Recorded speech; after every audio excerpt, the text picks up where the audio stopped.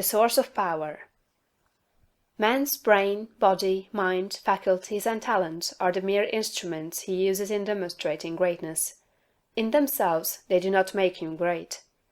A man may have a large brain and a good mind, strong faculties and brilliant talents, yet he is not a great man unless he uses all these in a great way.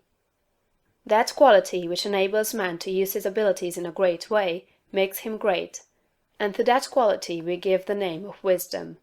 Wisdom is the essential basis of greatness. Wisdom is the power to perceive the best ends to aim at, and the best means for reaching those ends. It is the power to perceive the right thing to do. The man who is wise enough to know the right thing to do, who is good enough to wish to do only the right thing, and who is able and strong enough to do the right thing, is a truly great man. He will instantly become marked as a personality of power in any community, and man will delight to do him honor. Wisdom is dependent upon knowledge. Where there is complete ignorance, there can be no wisdom, no knowledge of the right thing to do. Man's knowledge is comparatively limited, and so his wisdom must be small, unless he can connect his mind with knowledge greater than his own, and draw from it, by inspiration, the wisdom that his own limitations deny him. This he can do. This is what the really great men and women have done. Man's knowledge is limited and uncertain. Therefore he cannot have wisdom in himself. Only God knows all truth. Therefore only God can have real wisdom, or the right thing to do at all times, and man can receive wisdom from God. I proceed to give an illustration. Abraham Lincoln had limited education, but he had the power to perceive truth. In Lincoln we see preeminently apparent the fact that real wisdom consists in knowing the right thing to do at all times and under all circumstances, in having the will to do the right thing, and in having talent and ability enough to be competent and able to do the right thing. Back in the days of the abolition agitation, and during the compromise period, when all other men were more or less confused as to what was right and as to what ought to be done, Lincoln was never uncertain.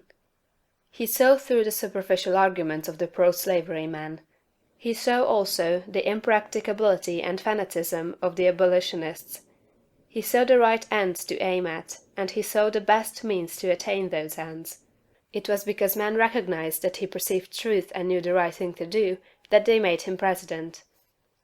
Any man who develops the power to perceive truth, and who can show that he always knows the right thing to do, and that he can be trusted to do the right thing, will be honored and advanced. The whole world is looking eagerly for such men. When Lincoln became president, he was surrounded by a multitude of so-called able advisers, hardly any two of whom were agreed. At times they were all opposed to his policies. At times almost the whole North was opposed to what he proposed to do. But he saw the truth when others were misled by appearances. His judgment was seldom or never wrong. He was at once the ablest statesman and the best soldier of the period. Where did he, a comparatively unlearned man, get this wisdom? It was not due to some peculiar formation of his skull, or to some fineness of texture of his brain. It was not due to some physical characteristics. It was not even a quality of mind due to superior reasoning power. Processes of reason do not often reach knowledge of truth. It was due to a spiritual insight. He perceived truth, but where did he perceive it, and whence did the perception come? We see something similar in Washington, whose faith and courage, due to his perception of truth, held the colonies together during the long and often apparently hopeless struggle of the Revolution. We see something of the same thing in the phenomenal genius of Napoleon, who always knew, in military matters, the best means to adopt. We see that the greatness of Napoleon was in nature rather than in Napoleon, and we discover back of Washington and Lincoln something greater than either Washington or Lincoln. We see the same thing in all great men and women. They perceive truth, but truth cannot be perceived until it exists, and there can be no truth until there is a mind to perceive it. Truth does not exist apart from mind. Washington and Lincoln were in touch and communication with a mind that knew all knowledge and contained all truth. The same is true for all who manifest wisdom. Wisdom is obtained by reading the mind of God.